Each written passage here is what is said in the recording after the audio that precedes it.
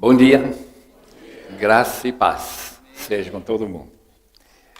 Quando recebi esse convite de falar sobre o céu, eu quase desisti. É porque eu não fui lá ainda. Uma vez que eu for lá e voltar, como alguns já fizeram, nesse caso eu falaria com muito mais segurança.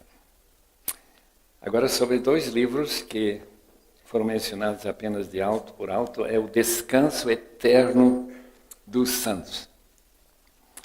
Este é o livro que Richard Baxter escreveu há 400 anos quase passados. Mas tem sido um best-seller de lá para cá. É um livro especial. Alguém leu esse livro e disse, mudou o meu ministério. Bem, Baxter era assim mesmo. Ele chegou na cidade de Kidderminster e era uma das cidades mais condenáveis em termos de pecado. Para lá, Lava Jato era normal. Quando ele, depois de 40 anos de ministério, ele esperava ficar lá talvez 10 anos antes de morrer, mas Deus prolongou sua vida. Era a cidade mais santa da Inglaterra. Era um homem que Deus usou de uma forma especial. Esse livro é chamado Céu, que eu recomendo altamente, de Joni Eareckson Tada. É um livro que uma pessoa que tem 40 anos de cadeira de rodas e que espera no futuro, ao ser transferido desta vida para outra, que ela recuperará suas pernas, seus braços, porque ela é quadriplégica, e terá a alegria de novamente poder andar, brincar e correr lá no paraíso. Então ela tem pensado muito sobre o céu. E o livro é altamente recomendável. Ambos desses livros têm desconto de mais ou menos 40%. A lista de preços não chegou para me dizer quanto que é, mas esse deve estar em 25% e outro também mais ou menos 25%. Mas se não tiver dinheiro, leva de graça. Não. Para dinheiro não vai se usar no céu, eu estou chegando lá, não vou precisar. Graças a Deus. Bem, como que é o céu? A Bíblia fala bastante dessa realidade que nós chamamos do céu. Eu vou ler um pequeno trecho da palavra de Deus em 2 Coríntios, capítulo 5, versículos 1 a 10, só para nos situar. 2 Coríntios, capítulo 5.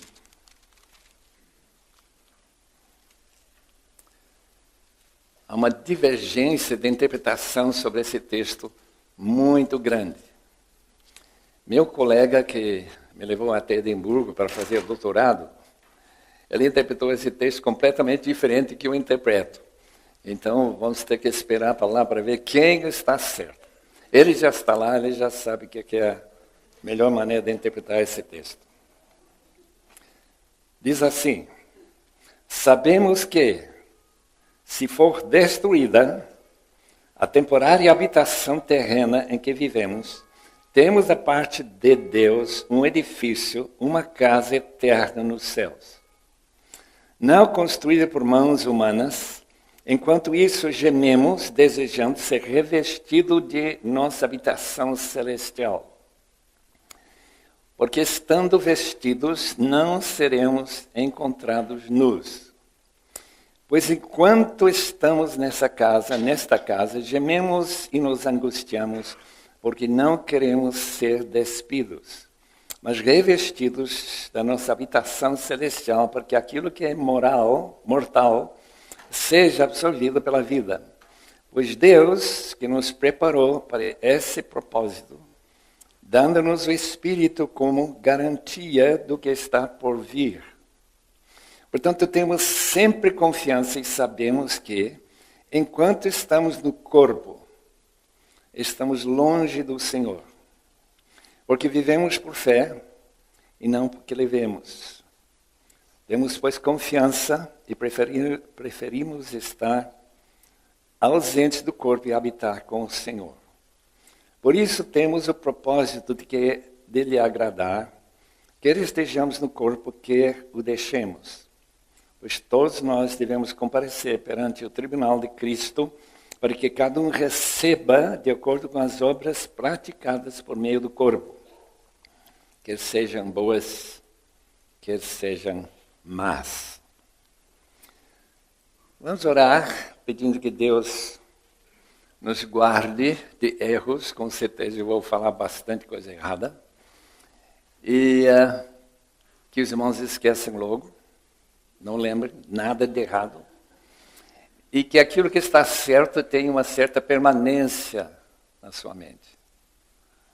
Nós vamos orar para que Deus também nos oriente em falar sobre aquilo que é mais importante e deixar de lado aquilo que é menos importante. A vida é uma constante de escolhas. Escolha de aquilo mais importante, aquilo que é menos importante. Podemos então orar junto com os irmãos devem orar também. Não desliguem a sua cabeça simplesmente porque eu estou aqui na frente orando. Orem comigo. A palavra amém foi acrescentada para essa finalidade, para dizer eu concordo, eu estou pedindo a mesma coisa que está sendo pedido por quem está orando. Pai amado, estamos aqui com trepidação, temor e tremor. Nós não entendemos muita coisa relativa à vida futura, aquela vida além do túmulo. Mas sabemos que existe, sabemos que Cristo voltará para nos levantar daquele túmulo e dar-nos a vida da ressurreição.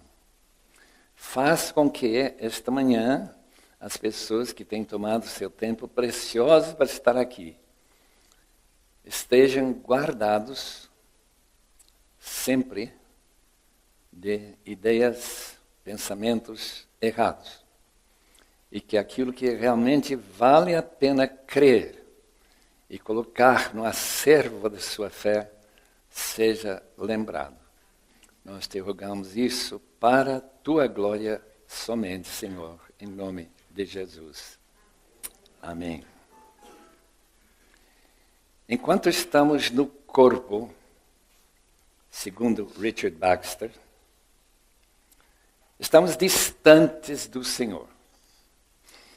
Mesmo na sua presença estamos distantes. O que quer dizer uma frase como essa? Simplesmente que dizer que Deus está aqui, como de fato Ele está em todo lugar, significa que nossa consciência humana, essa nossa capacidade de comunicação com Ele, de ouvir Ele falar para nós, é bastante tênue. Estamos distantes, como quem escuta um eco, como lá na Grécia, onde aquela profetisa ficava lá gritando numa fenda na rocha, no Monte Parnaso, e voltava o eco, então ela interpretava esse eco. Às vezes nossas interpretações são da mesma qualidade. Ela disse, por exemplo, quando veio o rei da Pérsia, se eu devo lutar contra a Grécia ou não, ela diz, um rei importantíssimo vai ganhar. E assim foi a interpretação da palavra dela. Irmãos, a distância de Deus, que este texto acaba de falar, é uma distância que será fechada no dia que nós chegarmos no paraíso. Lá na cruz, Jesus fala para aquele criminoso, hoje estarás comigo no paraíso. Jesus está lá, ele também vai para lá, nesse mesmo dia. De modo que essa distância que para nós é uma barreira, vai ser removido no céu. Isso vai ser a grande bênção de estar lá. Disse o apóstolo Paulo em 1 Coríntios 13, nós o veremos face a face. A presença será tão próxima que nós veremos ele face a face. Venha teu reino é um dos pedidos do Pai Nosso. Todos conhecem muito bem esse pedido. Venha o teu reino. Por que estamos pedindo que o reino de Deus, Pai, estamos endereçando nossa oração ao Pai, que o seu reino venha? É porque justamente não se vê Deus reinando claramente, a não ser na regularidade das estrelas, do sol e todas as outras bênçãos, das estações, da mudança de dia após dia. Tudo isso nós vemos Deus regulando, mas os eventos no mundo, isso que esperamos que mude bastante com a volta de Cristo. E essa volta, segundo a palavra de Deus, Mateus, por exemplo, 8, versículo 11, os irmãos querem dar uma olhada nesse interessante texto, que é uma das primeiras referências ao céu em Mateus. Mateus 8, 11.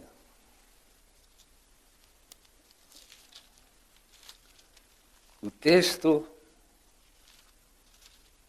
refere quando aquele centurião quis que Jesus curasse seu servo, que era muito querido, e ele admitiu que ele serve a uma outra pessoa acima dele, e que seu servo serve a ele. Quando eu digo vá, ele vai. Se eu digo venha, vem. Em outras palavras, não há nenhuma barreira de resistência à vontade dele, o centurião. Jesus disse, fé como essa nunca vi em Israel. Versículo 11. Eu lhes digo que muitos virão do Oriente, do Ocidente, e se sentarão à mesa com Abraão, Isaque e Jacó, no reino dos céus. Mas os súditos do reino serão lançados para fora. Isto é, os israelitas descrentes que não aceitam o seu próprio Messias. Esse texto, como vários outros no Novo Testamento, falam de um banquete que está na nossa frente. Cada vez que se trata do mundo futuro, da realidade futura que nós estaremos experimentando, todos nós, daqui a uns 100 anos ou menos, significa que haverá um tipo de comunhão que nós temos quando somos convidados a um banquete. Agora, esse banquete não diz qual é o motivo do banquete. Mas quando chegamos à parábola, por exemplo, de Mateus 22, sabemos é casamento do filho do rei. E nós então temos no Novo Testamento essa referência à noiva que na sua volta vai ser o dia em que se celebrará essa fase tão impressionante da mesa que alguém tentou pintar numa mesa que vai quilômetros, porque tem muita gente para sentar nessa mesa. Mesa do banquete do casamento do Cordeiro, capítulo 19 do livro de Apocalipse. Então essa referência é falada aqui justamente por causa de Jesus olhar bem além dos limites de Israel, de Abraão, Isaque e Jacó e os seus filhos, descendentes, os israelitas. Está falando de nós que vivemos até os confins da terra, que Mateus 28 vai colocar como uma grande comissão, e de fazer discípulos, aqueles que vão ser convidados para esse banquete. E nessa parábola, onde os convidados não querem chegar, estão todos ocupados, estão todos interessados, como a maioria da população de São Paulo hoje, e durante esse fim de semana em que poucos estão trabalhando, essa mesma ideia de que há muita gente desinteressada no céu. A C.S. Lewis fez uma referência a esse desinteresse quando ele disse que se você pegar uma pessoa qualquer andando na rua de Londres e oferecer um prato num dos bons restaurantes de Londres e, em vez de esse prato de comida, você oferecer o céu para ele. Ele escolheria, provavelmente, esse prato de comida. O interessante nesse texto é que Deus combina as duas coisas. O prato, eu não sei o que se servirá nesse banquete, mas deve ser coisa muito gostosa. E ao mesmo tempo que pessoas que não tinham nenhum direito, aqueles que vêm do leste, do oeste, pessoas que nunca conheceram Abraão, Isaac e Jacó, estarão sentados juntos para deliciar-se nesse banquete do casamento do Cordeiro. Em Lucas 19, já mencionamos que... Não mencionamos essa. Na parábola das minas, aquele servo que ganhou 5 minas e logo dobrou aquilo que recebeu, quando seu mestre volta, ele tem umas palavras a recomendá-lo da seguinte forma: muito bem, meu bom servo, respondeu seu senhor, por ter sido confiável no pouco, governa sobre 10 cidades. O seu senhor respondeu, também você encarrega-se de 5 cidades, isto é para o servo que ganhou mais 2 talentos. O interessante nesse texto, para mim, essa referência a governar, ou ser prefeito, não sei o que, de 10 cidades. Que cidades? Haverá cidades no céu? Haverá realidades que nós nunca imaginamos, que a Bíblia não menciona, a não ser em textos como esse aqui?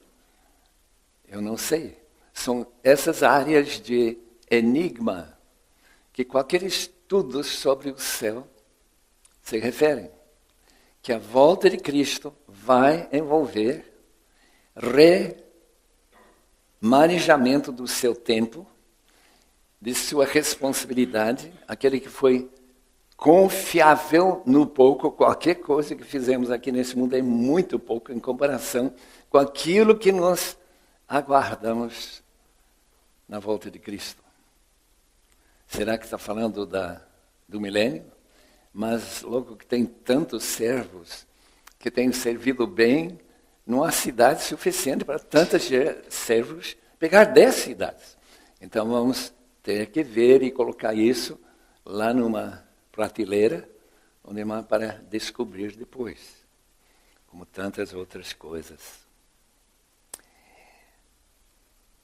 Nesse texto de Lucas 23, 43, hoje estarás comigo no paraíso, nós entramos noutra área de bastante dúvida. Como que é o paraíso? A palavra paraíso é uma palavra persa que significa jardim. Será o que neste muito interessante livrinho, Visões Além do Véu, H.A. Baker foi missionário junto com a esposa num orfanato na China, antes dos comunistas expulsar todos os missionários. Então eles pegaram mendigos, eles têm aqui algumas fotos desses mendigos aqui, rapazinhos, e a transformação que ocorreu quando eles receberam o Evangelho. E uma boa parte deles, de fato, recebeu o Evangelho. Essa foto aqui é especial, de especial interesse, porque o jeito que ele chegou da rua e o jeito que ele ficou logo depois de conhecer a Cristo com um sorriso enorme na sua cara. O que esse livro vai contando E aqui os irmãos vão ter que aceitar o que não dá para comprovar que seja verdadeiro. Como é o paraíso? Como será? Por quê? Porque várias dessas crianças, no avivamento que ocorreu lá no orfanato, em que essas crianças, começando a confessar os seus pecados e chorar diante do Senhor, foram arrebatados até o paraíso. E eles voltam, o Schobecker, aquele missionário, diz, nós não ensinamos eles sobre o paraíso. Mas eles nos ensinaram como que era o paraíso. E que era um parque perfeito em todo sentido da palavra, coisa que eles nunca tinham visto na vida, porque essa cidade onde eles se reuniram lá em Yunnan, bem no sudoeste da China, era um lugar muito pobre, muito necessitado naquelas épocas, eu acho que nos anos 50. Aqui não tem referência à data, eu não sei quando que foi. Mas eles contam de animais, eles contam de árvores de fruta. Eles falam do fato que a gente, quando tinha fome, simplesmente pegava fruta deliciosíssima. Que o paraíso é um lugar de muita música, que a gente está escutando música maravilhosa e que é, obviamente, muitos anjos. Como eu já disse, eu não fui lá ainda, não vou poder dizer se é verdade ou não. Algumas das mais pequenas desses mendigos transformados pela graça de Deus falaram mais detalhes sobre o paraíso. Como era gostoso de estar lá. A minha pergunta é esta. Esse estar no paraíso ou no céu, antes da ressurreição do corpo na volta de Cristo, será uma existência corporal? Voltando para 2 Coríntios capítulo 5, nós temos uma habitação nos céus. Essa habitação que receberemos na ressurreição do corpo, quando os corpos se juntam com as almas que virão com Cristo. E o fato que em 1 Tessalonicenses 4, o texto que eu quero ver mais tarde, é simplesmente uma realidade em que aquele período chamado intermediário é um tempo de dormir. E agora? Por que usar a palavra dormir para ser o lugar onde a gente vai estar brincando, sendo crianças, deliciando, passando a mão nos animais, andando no elefante, e assim por diante, como ele se escreve? Não sei. É por isso que eu estou bem ansioso de chegar lá. E parece que não vai demorar muito. Eu sei que a maioria não está muito ansiosa. Nem Paulo teve muita certeza que ele queria ficar nesse estado que ele chama de despido. Isto é, do corpo. Porque todos nós sabemos que tudo que fazemos depende do corpo. Aquilo que eu vejo, aquilo que eu cheiro, aquilo que eu vou deliciar, aquilo que eu vou tomar e tocar, tudo isso depende do corpo. E como seria estar sem corpo? E por que esse texto fala de um corpo? Esses irmãos aqui explicam que um tipo de corpo pré-corpo, não é um corpo tão físico como o nosso, mas um corpo espiritual, que depois se junta com o corpo na ressurreição. Eu não sei se será por aí que a gente deve entender. Interessantemente, William Booth, que fundou o Exército de Salvação, também teve uma experiência como Paulo teve, de chegar no paraíso por um tempo e voltar vivo. Ele conta que ele viu pessoas lá tão gloriosas que a gente ficava extasiado a vê-las. Ele viu uma mulher que morreu já velha, não sei se era corcovada, mas estava enrugada, feia toda a vida.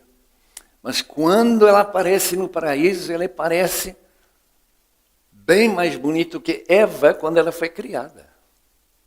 Daí ele chega à conclusão, isto é o fundador, o chamado William Booth, homem de Deus, acho que não mente, contando como que era ver pessoas lá no paraíso. Temos que aguardar para confirmar todas estas coisas. Ele viu um homem que confirma o que C.S. Lewis escreveu.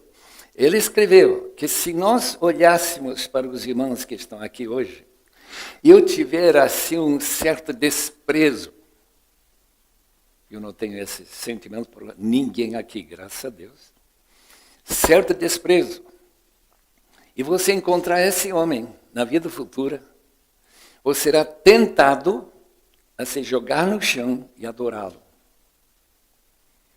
É mais ou menos o que William Booth descreve do homem que ele viu lá, com tanto brilho, que era semelhante àquele brilho que Moisés viu no topo do Monte Sinai e teve que colocar um véu enquanto aquele luz celestial foi se esvaziando e saindo.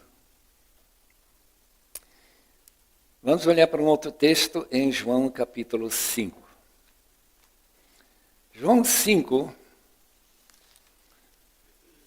e versículo 28, 29.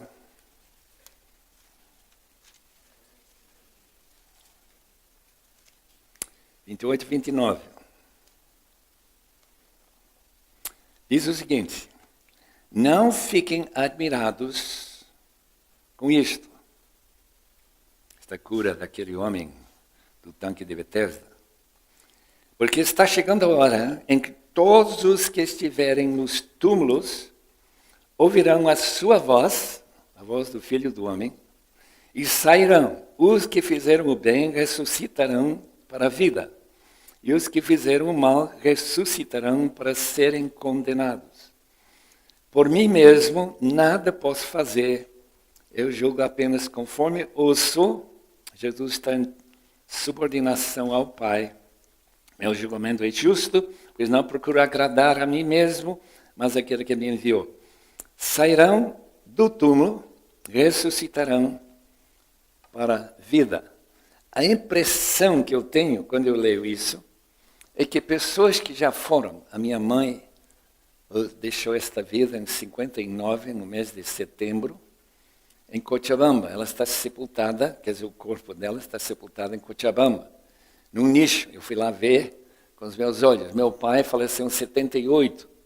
Era missionário na Bolívia, como a grande maioria dos irmãos já sabem.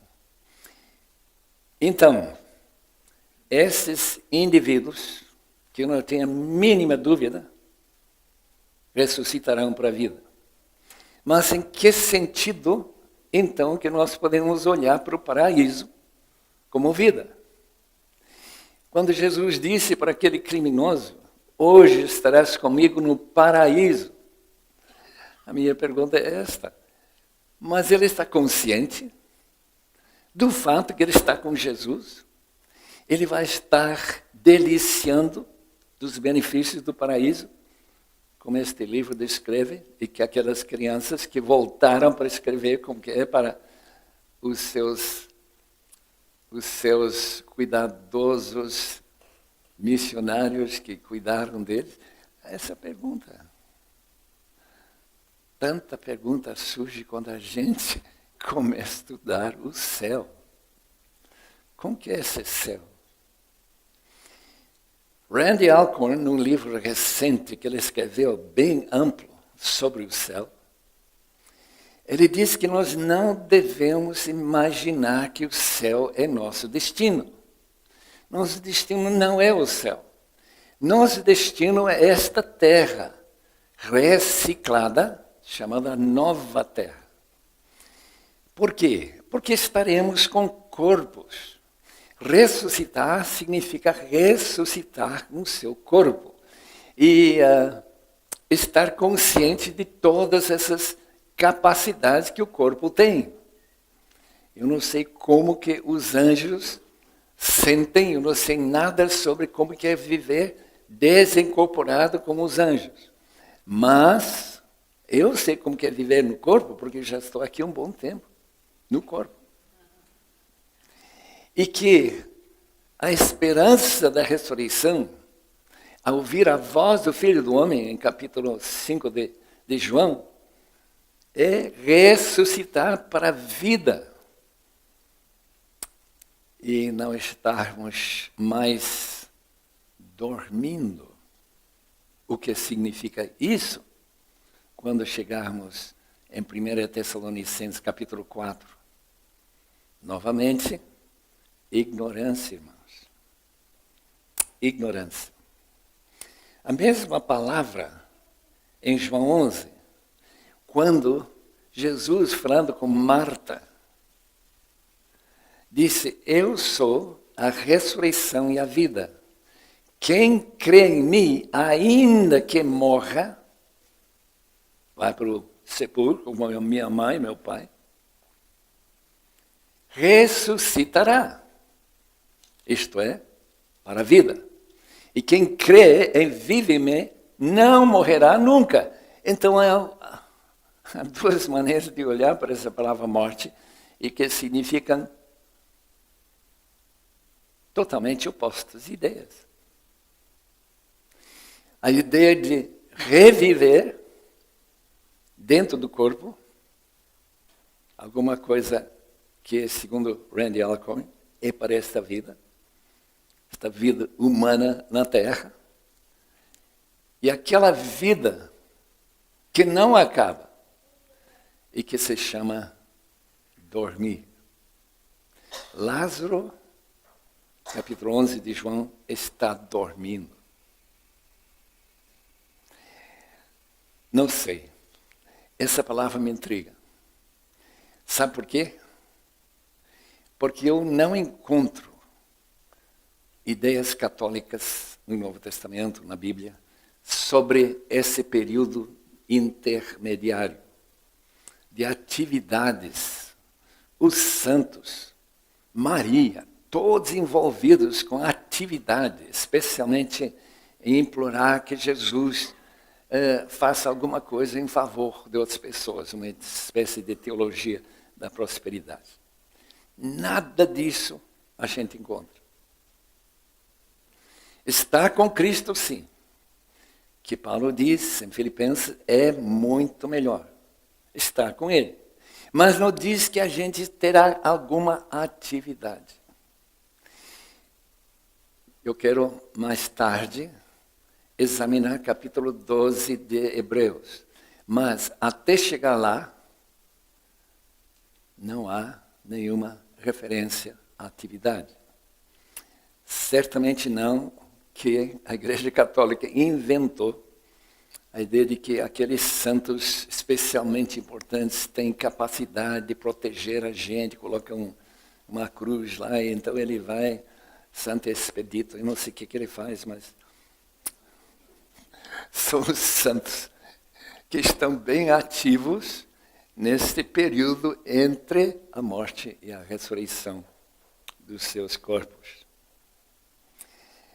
Capítulo 14 de João vai fazer uma referência à casa do Pai, em que há muitos aposentos. A velha versão de Tiago, 1611, diz mansões. É interessante que essas crianças, quando eles chegam nas suas casas, nas suas mansões, usam essa palavra. E que tudo é demais lindo, demais mesmo. Ninguém imagina como tudo é assim, ouro e brilhante, tudo mais. Mas eu não creio que esse texto aqui, de João 14, está se referindo a esse tipo de mansão. Aliás, a tradução que o pastor dessa igreja apoiou, porque lembra que foi ele que chefiou a equipe que fez a tradução da NVI, usou a palavra aposentos. A casa do Pai tem aposentos, quer dizer lugares como hotel, onde a gente fica algum tempo e depois volta para sua atividade normal. E talvez acompanha melhor a ideia de dormir, não sei. A palavra casa do Pai, para descrever o céu, na casa do meu pai, muitos aposentos, se não fosse assim, eu lhes teria dito, João 14, versículo 2. Vou preparar-lhes lugar. Alguns escritores enfatizam o fato que Jesus foi e está preparando lugar para nós. Mas eu não leio isso nesse texto de forma alguma. A casa do Pai já existe. Jesus disse em capítulo 2, versículo 19, destruí este templo de alvenaria. Em 3 dias o levantarei. Que templo? O texto explica. O templo do seu corpo. A ressurreição é a volta do templo. E aquele templo é Jesus Cristo. Em Cristo há muitos aposentos. Então não é uma referência a quartos de ouro e coisas maravilhosas dessa natureza. Não dizendo que não existem. Eu não sei se existe ou não existe. Porque, como eu já disse, foram essas crianças que foram para lá, não eu.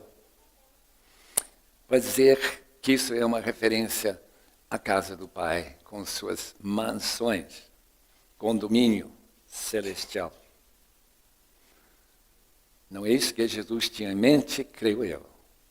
Jesus tinha em mente a igreja na sua multiforme e multifacetada capacidade de reunir pessoas em milhões de lugares no mundo inteiro. Vá para qualquer lugar do mundo, encontre pessoas reunindo, às vezes, em grande perigo de serem descobertos, como essas igrejas escondidas na China, ou grupos que se reúnem com muito cuidado em Coreia do Norte, lugares onde o perigo é constante. Na casa do meu pai, há muitos aposentos. Em outras palavras, uma referência à ressurreição de Cristo, que agora se identifica com o templo de Herodes. Destrui esse templo, eu o levantarei, o único templo que é aceitável a Deus. O fato que Israel quer construir mais um templo não me impressiona nem um pouco. Porque o texto é muito claro que o templo é Jesus Cristo.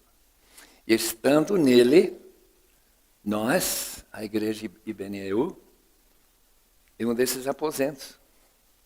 É uma dessas, se quiser usar o velho Tiago, rei Tiago, veja 1 Coríntios capítulo 3, versículo 16, onde Paulo fala diretamente, especificamente, que a igreja de Corinto é um templo.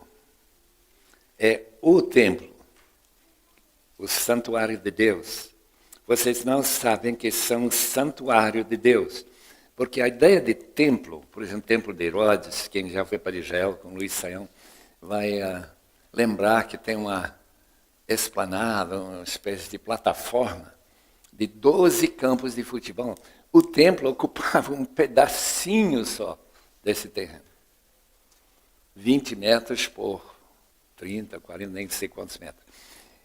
E que esse templo que foi destruído, esse templo que não tem pedra nenhuma sobre o pedra, porque o resto está bem claro que os pedras estão aí, nessa esplanada, essa plataforma elevada para aquele espaço. Toda essa área era conhecida como o templo, mas o santuário, o naos, esse aqui são as pessoas.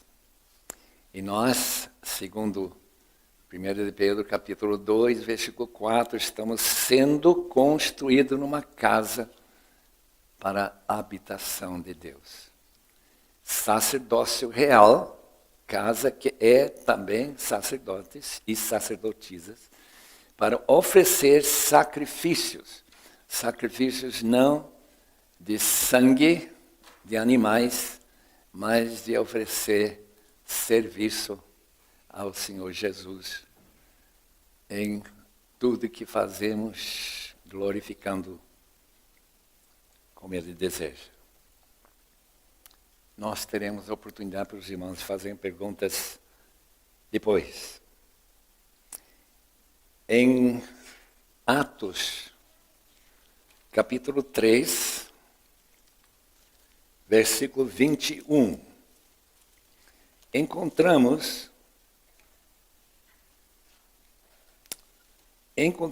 uma referência a esse período celestial que é descrito da seguinte maneira: é necessário que Jesus permaneça no céu até que chegue o tempo em que Deus restaurará todas as coisas.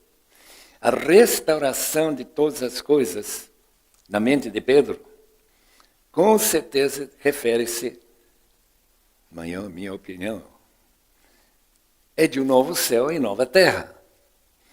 Ele permanecerá até ele voltar. E, como falou há muito tempo por meio de meus santos profetas, pois disse Moisés, o Senhor Deus, de levantar dentre seus irmãos um profeta como eu. Que tipo de profeta era Moisés? É um profeta rei. É um profeta que vive a realidade da vontade de Deus, mas que também governa com cetro de ferro absoluto. Então, uma referência possivelmente ao período de milênio. Esse período em que nós estamos lá, que estamos gozando agora, esperando, evangelizando o mundo, para que haja muitos filhos de Deus, que Ele permanecerá até chegar o tempo que Deus restaurar todas as coisas. E, versículo 20, para que venham tempos de descanso da parte do Senhor, Ele mande o Messias, o Cristo, qual lhes foi designado, Jesus. A segunda vinda, porque Ele já tinha vindo e Pedro está falando desse período assim. Em Romanos 8, eu quero fazer uma rápida passagem por Romanos 8. Romanos 8, 18, o apóstolo Paulo está referindo-se à volta de Cristo, o chamado revelação dos filhos de Deus. Considero que os nossos sofrimentos atuais não podem ser comparados com a glória que nos será revelada. A natureza criada aguarda com grande expectativa que os filhos de Deus sejam revelados. O que quer dizer isso?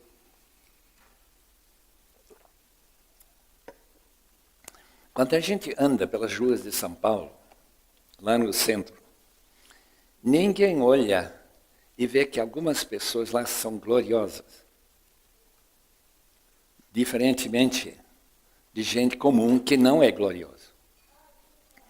Esse texto está dizendo que o mundo aguarda a glória que descreverá, que dominará a aparência dos filhos de Deus na volta de Cristo.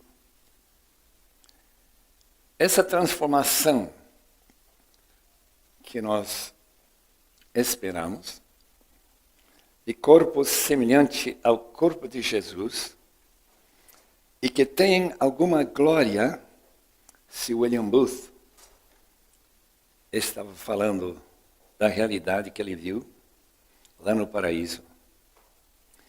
A natureza criada aguarda com grande expectativa que os filhos de Deus sejam revelados, pois ela foi submetida à inutilidade ou futilidade, não pela sua própria escolha, mas por causa da vontade daquele que sujeitou, na esperança de que a própria natureza criada será liberada da escravidão, da decadência em que se encontra, recebendo a gloriosa liberdade dos filhos de Deus.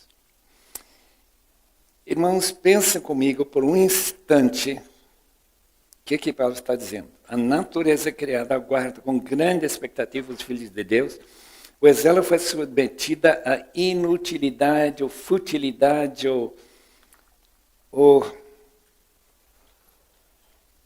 à tremenda frustração. Pense bem, todos nós começamos a vida criança, tanto trabalho que a gente deu para os pais.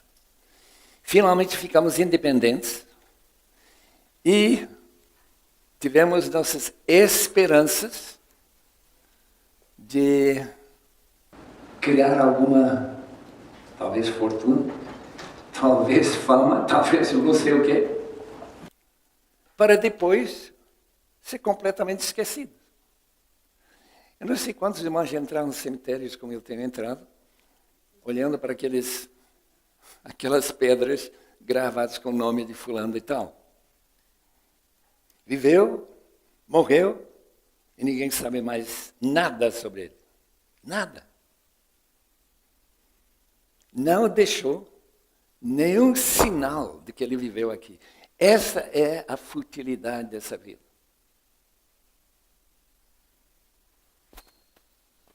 Não sei que você fosse Einstein.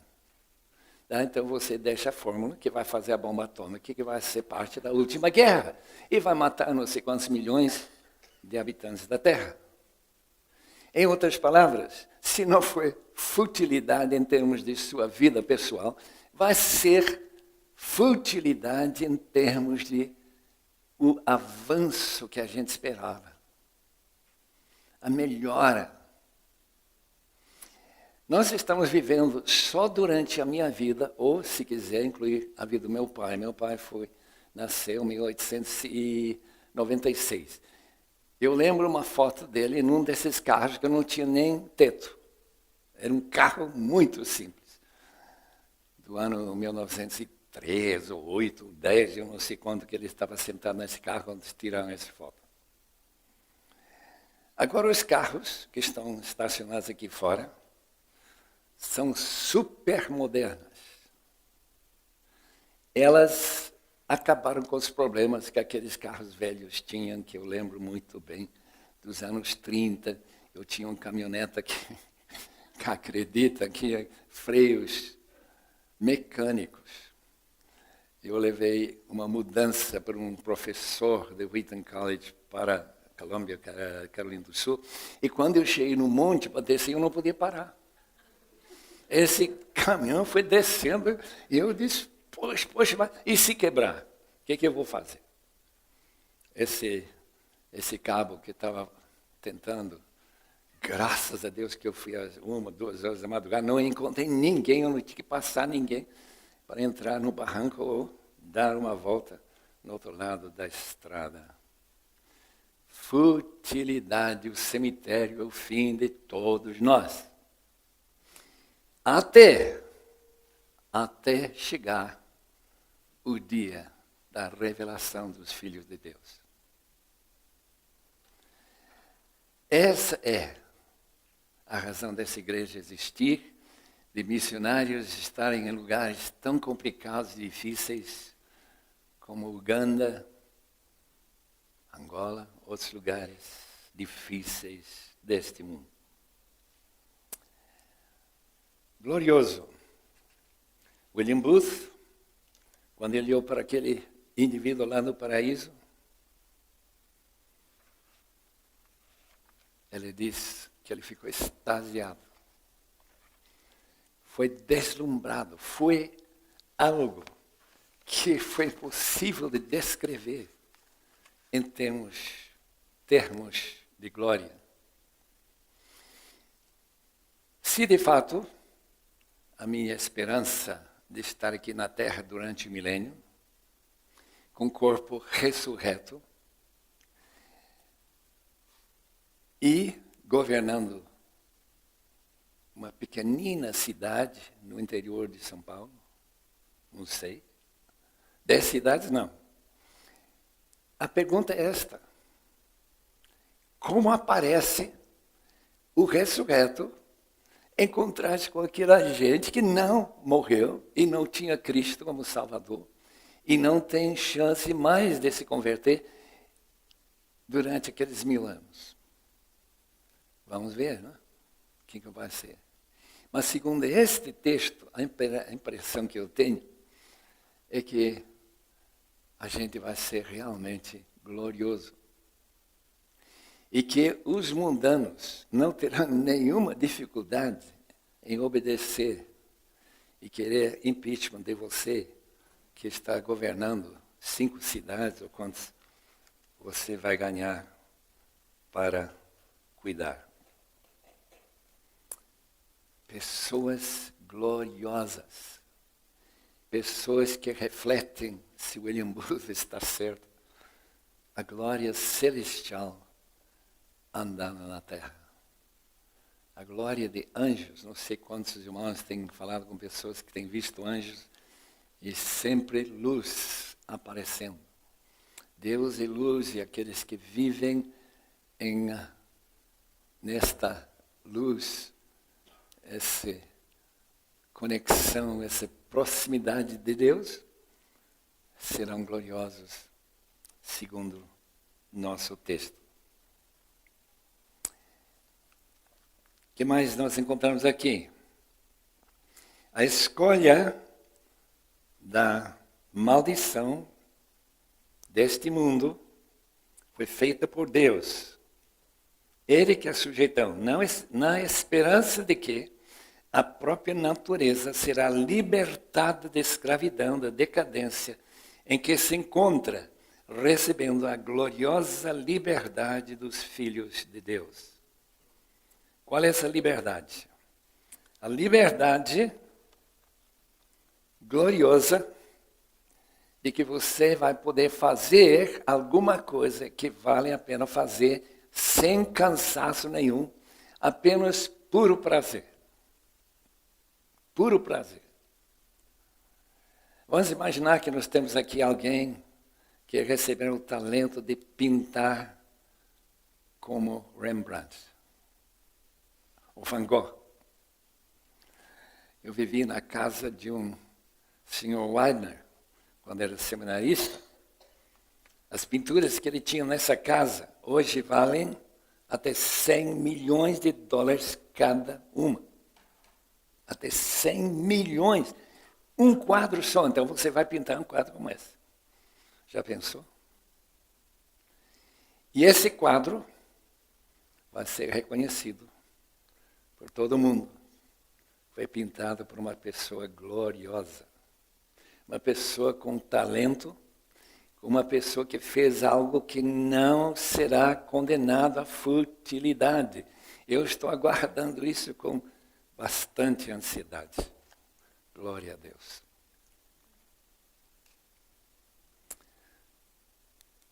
O que mais que diz aqui, em Romanos 8?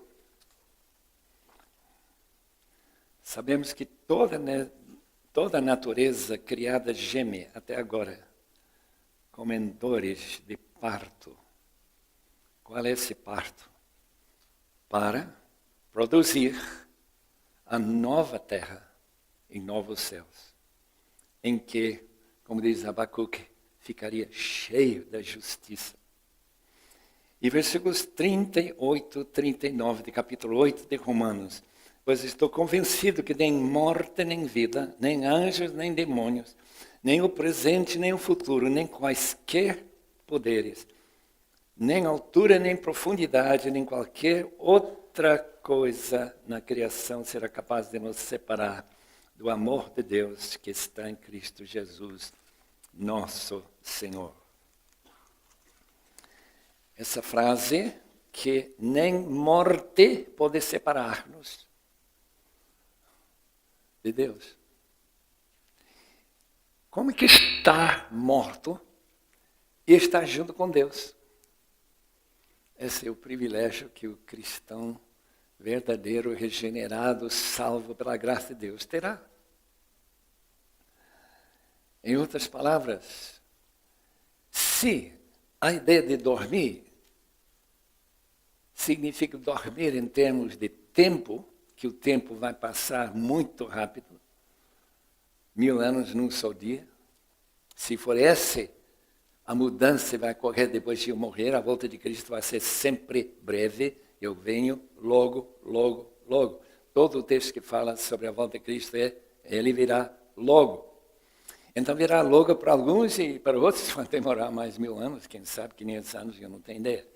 Mas o fato de que a morte não pode separar-nos de Deus, nem vida, quer dizer que a gente irá comunhão, mesmo naquele sono, se existe, da alma.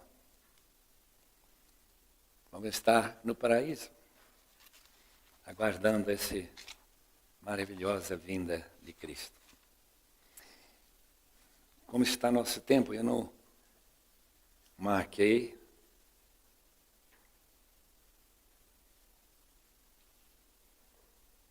Já passou 1 hora? Está na hora de parar?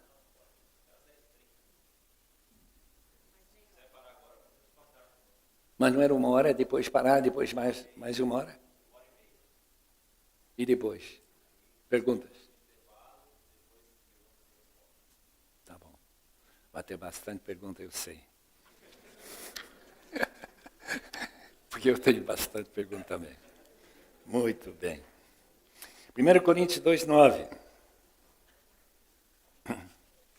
1 Coríntios 2:9.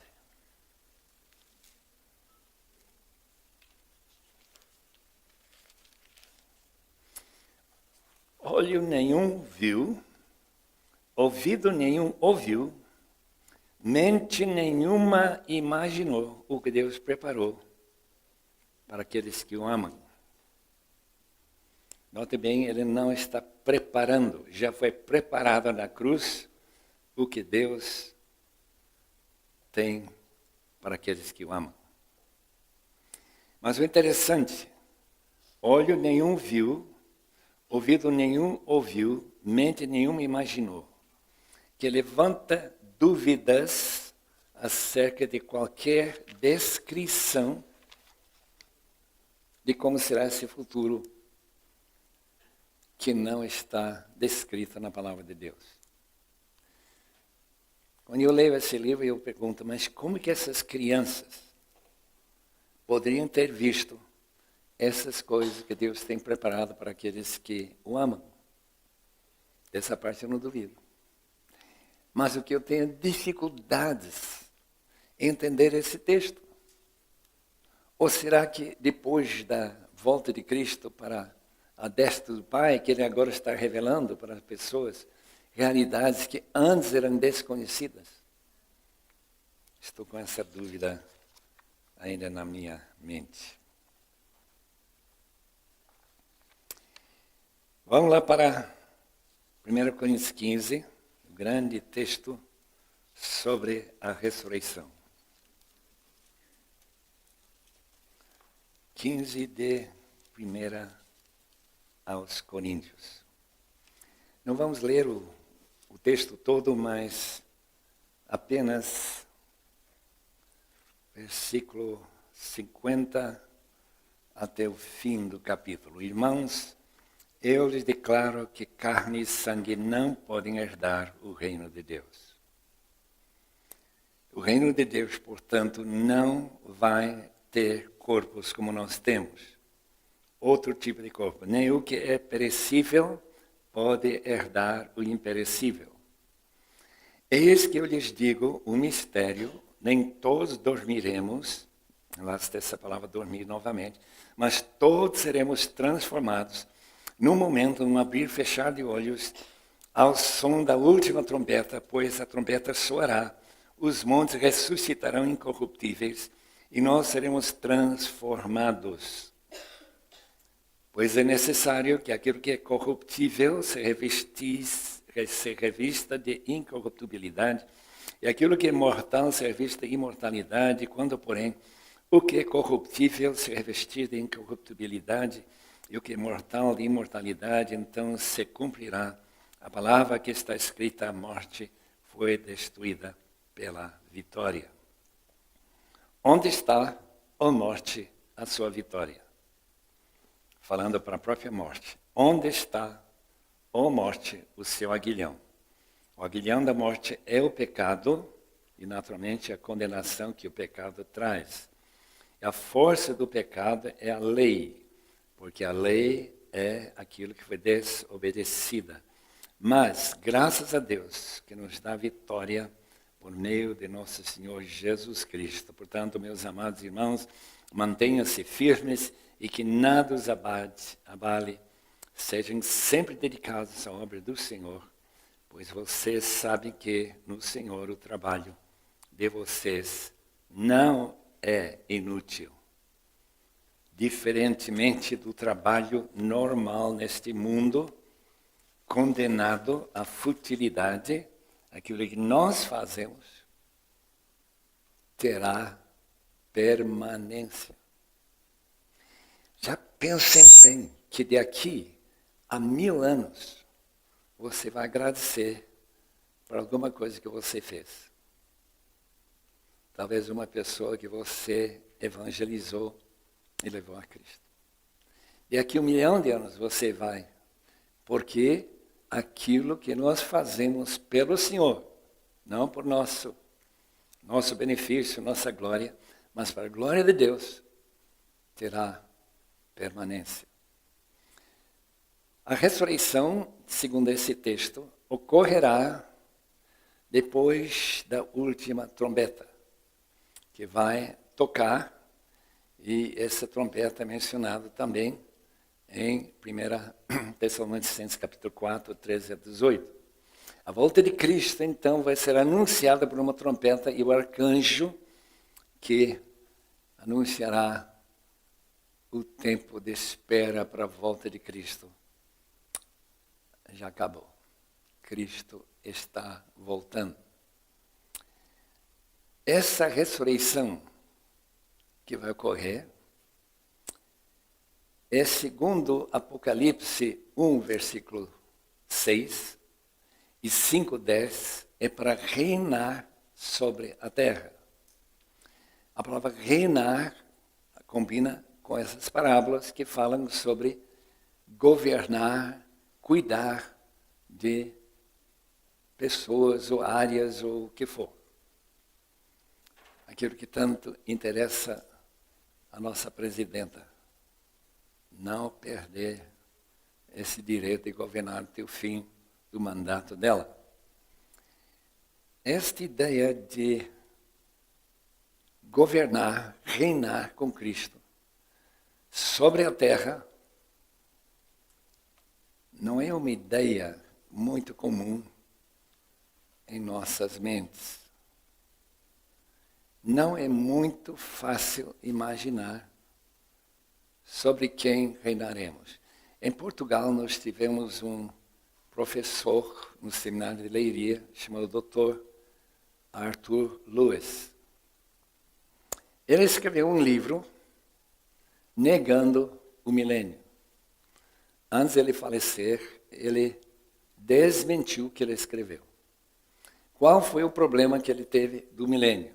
Simplesmente que não haveria ninguém sobre quem reinar.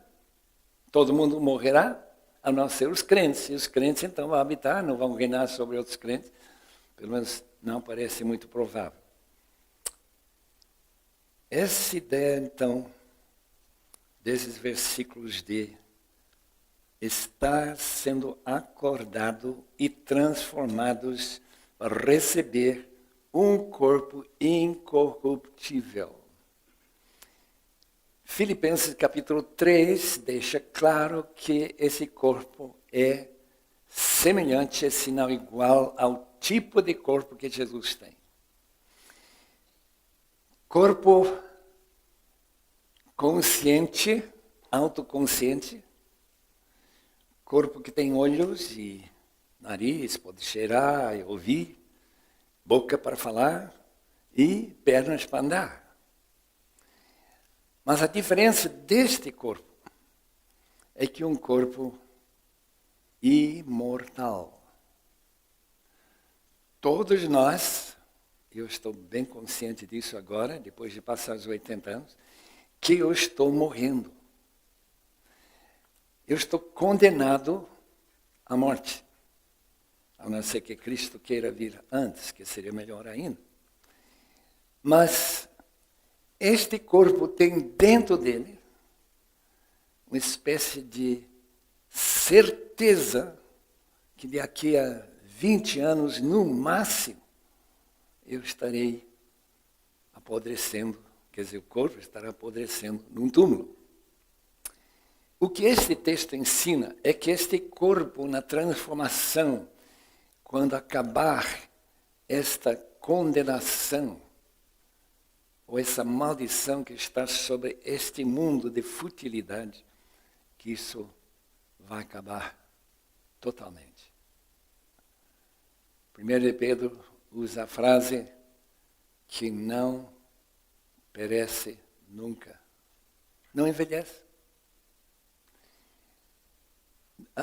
A velhice simplesmente não ocorre mais. A gente não perde mais o cabelo. A gente não fica sentindo mais fraco, mais cansado, mais isso, mais aquilo. Ser um corpo espiritual, glorioso. Eu estou bem feliz com a ideia.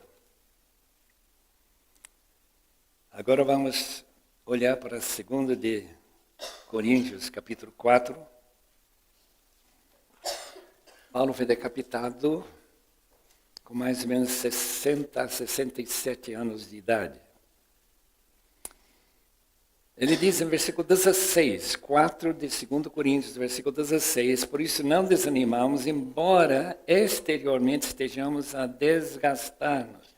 Estamos como um pneu que está sendo usado muito, correndo muito, e aos poucos ela fica careca.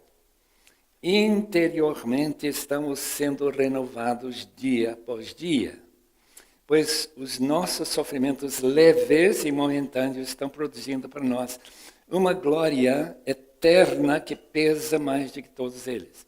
Assim fixamos os olhos não naquilo que se vê, mas no que não se vê, pois o que se vê é transitório, mas o que não se vê é eterno. Muito bem, notem bem uns pontozinhos nesse texto. Primeiramente, que os sofrimentos, sendo açoitado, e todas as outras descrições de 2 Coríntios capítulo 11, 23 em diante, todos aqueles sofrimentos estão produzindo uma glória eterna que pesa mais do que todos eles.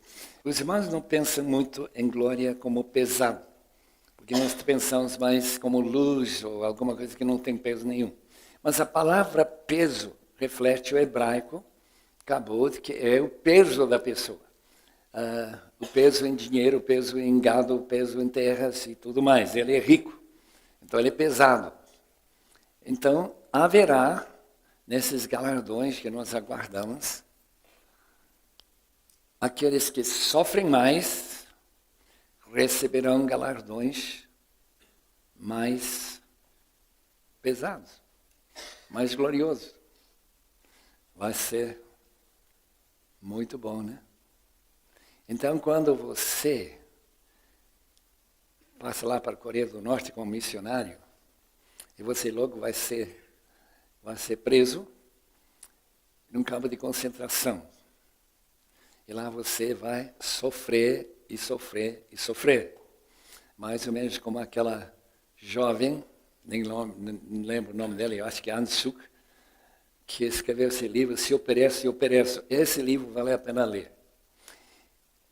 Durante a ocupação da Coreia pelos japoneses. Ela Ficou presa por quê? Porque ela foi para a dieta japonesa, ela falava japonês, foi educada lá, veio de uma família bastante rica de Pyongyang. Jogou um bilhete no meio daqueles deputados, que diz o seguinte: se vocês não param de forçar os pastores a curvarem-se diante dos Shinto, aqueles deuses do Shinto, Deus vai mandar fogo do céu sobre vocês. Uma profecia. Ela foi presa e todo dia ela esperava ser enforcada. Até o dia em que caiu a bomba atômica e tudo foi invertido. Mas o livro é tremendo, porque mostra como uma pessoa, talvez ela nem pensava nesse texto, que os sofrimentos que passamos hoje, por amor a Cristo, produzem para nós um peso de glória muito maior do que os sofrimentos. São leves, são momentâneas, enquanto o peso da glória é eterno. Então, não fiquem tristes se você for preso lá na Coreia do Norte. Fique até alegre, batendo palmas. Bate-me de novo, bate-me de novo. Deixe-me passar mais fome. Mais ou menos como essa moça viveu.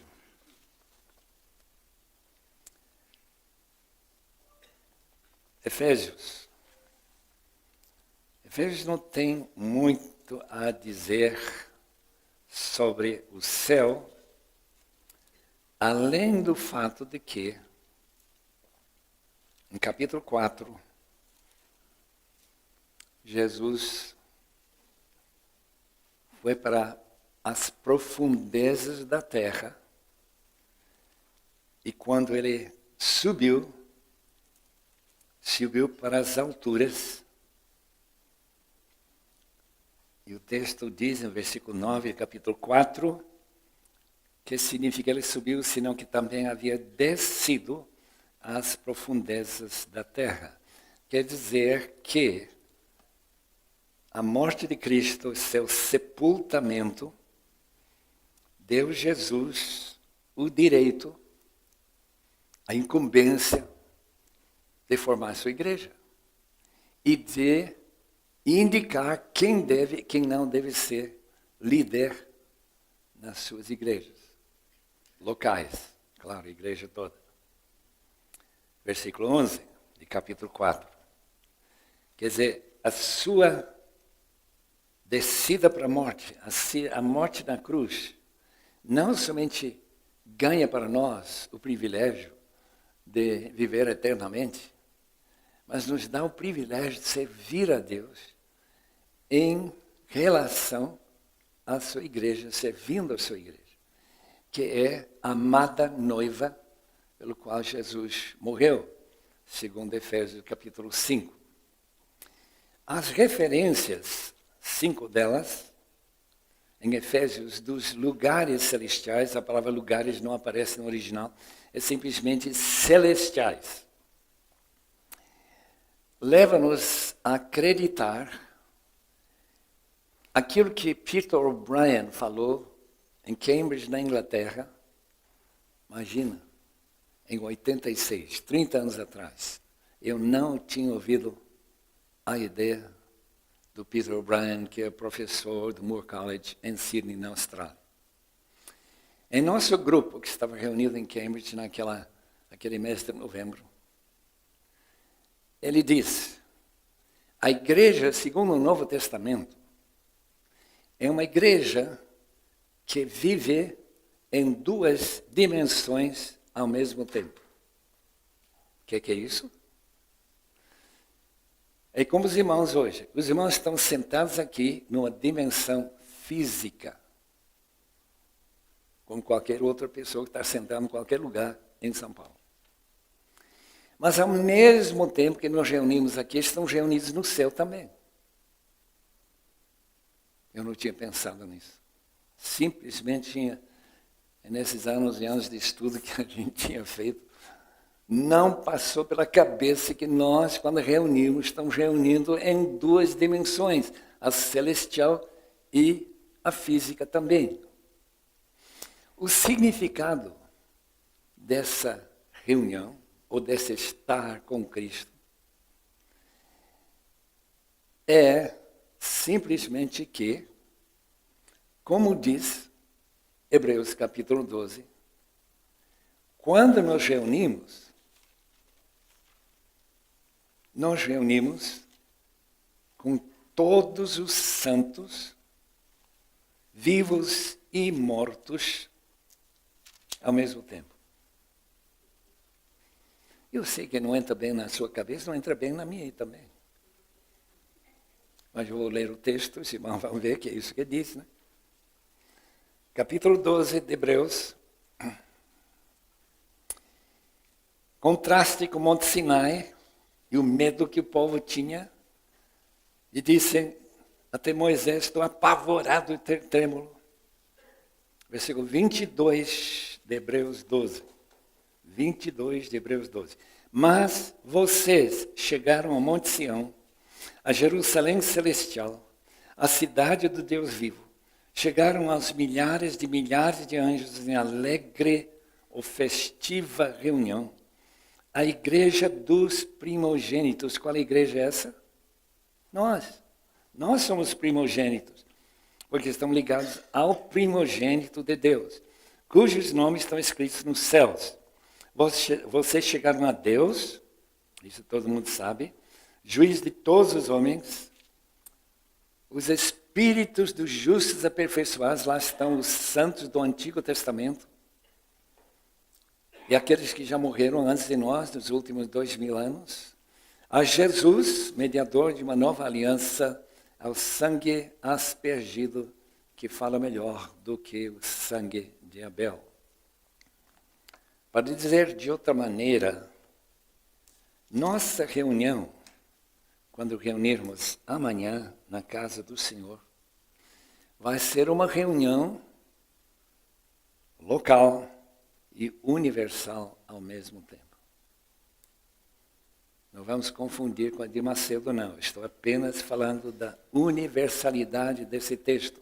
Estamos reunidos com os mortos, aqueles santos como Enoque, Noé, Josué, Moisés e todo mundo que estará conosco no céu e que nós pensamos que estão lá, mas estão reunidos conosco. E ao mesmo tempo, sem nós termos a capacidade de ver anjos, milhares de anjos, que eu creio que são milhões. Uma vez saindo da igreja de Jardim das Embuias, a minha esposa, eu não estava lá, estava saindo com outra mulher, levando seu filhinho. De repente diz, olha, mamãe, tem Jesus lá em cima. Jesus? Onde está Jesus? Ela olhou para lá e não viu nada. Tem 2 Jesus. Agora sabe que não são Jesus, mas são anjos. Então tem 2 Jesus. Ela disse, eu não vi nada. A criança, 3 aninhos, viu. Quer dizer, a realidade desses espíritos dos justos aperfeiçoados. Lembra que capítulo 11, versículo 40 de Hebreus, fala do aperfeiçoamento dos santos do Antigo Testamento, que esperavam a morte de Cristo para que aqueles pecados que estavam sob panos, como se chama, de banho-maria, esperando a vinda de Cristo para a sua morte na cruz, para serem retirados todos os seus pecados. Então, eles se juntam conosco para adorar, junto com todos os santos contemporâneos de todos os países e nações do mundo, e para nós ouvirmos a palavra de Deus e para glorificar a Deus, de modo que quando Jesus voltar, ou quando nós irmos até sua presença, nós não estranharemos em nada. Estou acostumado. Não estranhar ver anjos lá? Nenhum. Então, quando Efésios e Colossenses também tratam de esta experiência de adorar em duas dimensões ao mesmo tempo. Local, universal. É a Bíblia que dá essa base. Estamos em Cristo. Onde está Cristo? Ele está à destra de Deus. Onde está Deus? Está aqui, mas Ele está no céu. E a pergunta sempre será, mas como que é isso? E nós teremos que pensar com Van Hooser, que esteve falando para a gente lá em Águas Lindões, não sei quantos dos irmãos estiveram lá, quando ele vai descrever esta frase, estar em Cristo não é uma ideia de localização. Você não pode dizer, Cristo está aqui, eu estou nele. Usa-se essa palavra em Cristo para descrever sua autoridade, o ambiente em que ele reina, em que ele é real. E eu estou dentro desse ambiente, desta bolha transparente, em que Cristo está aqui, eu estou nele, você está nele. E daí vem nossa fraternidade, nosso amor uns pelos outros, porque estamos tão ligados ao Senhor Jesus Cristo. Filipenses, capítulo 1, 27. Filipenses 1, versículo 27. Aquela igreja de italianos, né? Filipos era uma colônia italiana de soldados e descendentes do exército do famoso imperador Augusto César. Versículo 27, não importa o que acontece, exerçam sua cidadania de maneira digna do Evangelho de Cristo, para que assim que eu vá, ou eu veja, que ele apenas ouça a seu respeito, minha ausência, fique eu sabendo que vocês permanecem firmes num só Espírito. Capítulo 3, versículo 20, repete novamente nossa cidadania celestial. O destino deles é a perdição, o seu Deus e o estômago. Pessoas aparentemente como aquelas de Judas, segunda de Pedro, que vivem uma vida de vergonha para o Evangelho. Só pensa nas coisas terrenas. A nossa cidadania, porém, está nos céus, de onde esperamos ansiosamente o Salvador, o Senhor Jesus Cristo, pelo poder que o capacita a colocar todas as coisas debaixo do seu domínio. Ele transformará os nossos corpos humilhados, tornando-os semelhante ao seu corpo glorioso. Glória a Deus. Capítulo 3 de Colossenses, porém, já que vocês ressuscitaram com Cristo, lembra que o batismo é o lado exterior de uma transformação interior, de morrer com Cristo, ressuscitar com Cristo. Procurem as coisas que são do alto, de nossa cidadania celestial, onde Cristo está sentado à direita de Deus, mas tem o pensamento nas coisas do alto e não nas coisas terrenas. Pois vocês morreram e agora a sua vida está escondida em Cristo, em Deus.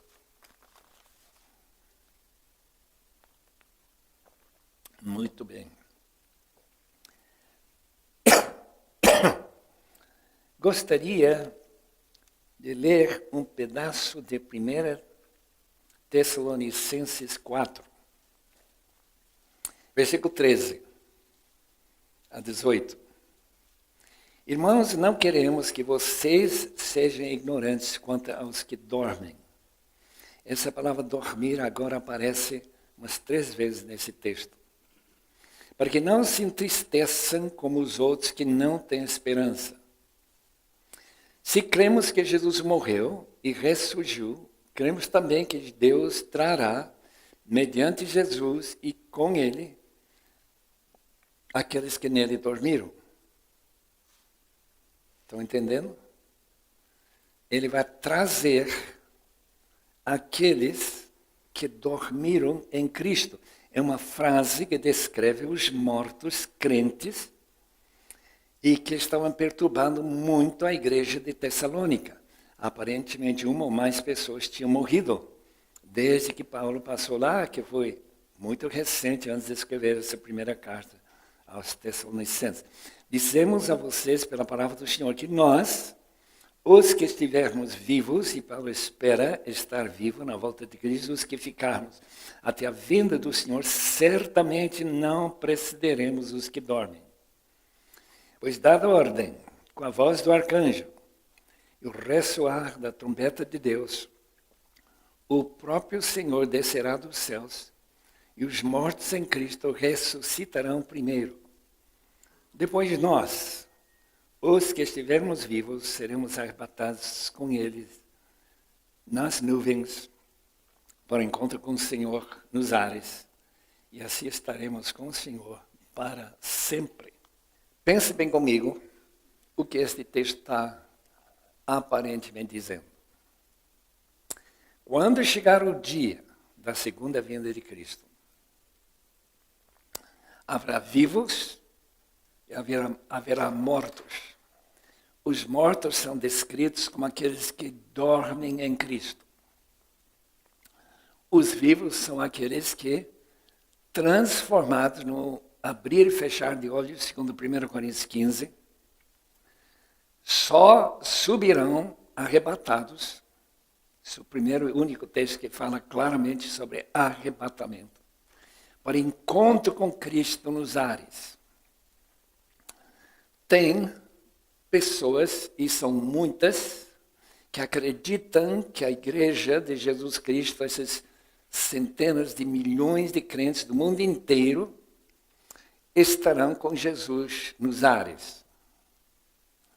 Imagina a multidão maior do que o protesto que houve algumas semanas atrás. Nesse encontro,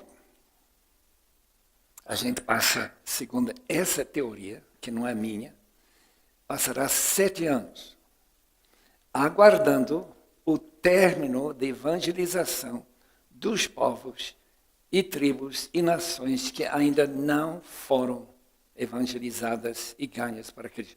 Tudo em 7 anos. Olha, vai precisar de muita ajuda angelical, eu vou dizer. Por quê? Para aprender uma língua que não tem escrita, demora anos e anos. Às vezes 20 ou 30 anos. Mas, isso aparentemente, para essa teoria, não é obstáculo nenhum. Apenas que a palavra de Jesus, Mateus 24, versículo 14, que este evangelho do reino será pregado a todas as nações, etnias. Mesma palavra que se usa também em capítulo 28, versículo 19, de fazer discípulos de todas as etnias, batizando em nome do Pai, do Filho e do Espírito, e ensinando-os a guardar todas as coisas que eu vos tenho ensinado. Uma vez que 7 anos acabou, o período já está dividido nesse período de tempo, Jesus voltará para a terra para reinar sobre a terra no milênio. É a posição chamada dispensacionalista. Essa ideia surgiu, segundo um irmão que eu conheci, que escreveu sua tese de doutoramento. Essa ideia surgiu cerca do ano 1830, quase 200 anos atrás.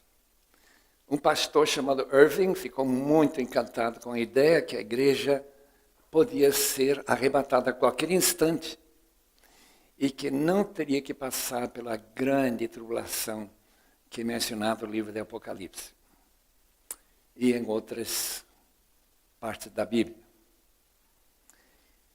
Então, esta ideia, ou este pensamento, ganhou tanta força que eu não sei, pelo menos na América do Norte, que não seja a grande maioria. As igrejas da Assembleia de Deus, em geral, seguem esse pensamento também, e que a igreja vai escapar o sofrimento que está destinado para alguns irmãos agora, mas naquela época chamada Grande Tribulação dos 7 anos, vai ser geral e talvez até universal. Por que a igreja não vai passar pela tribulação? Essa é a minha pergunta. Se de fato o apóstolo Paulo, que escreveu 2 Coríntios, capítulo 4, versículos 16 e 17, que falou tão claro especificamente que nossos sofrimentos leves e momentâneos produzem para nós um peso de glória muito maior do que o sofrimento. Se a gente não quer essas alegrias, os galardões, tudo que estão relacionados a esse peso de glória, claramente a gente vai querer morrer antes ou ser arrebatado e ficar, não sei, fazendo o que lá no céu, ou nos ares. Né? Mas a palavra encontro com Jesus nos ares não dá essa impressão, não.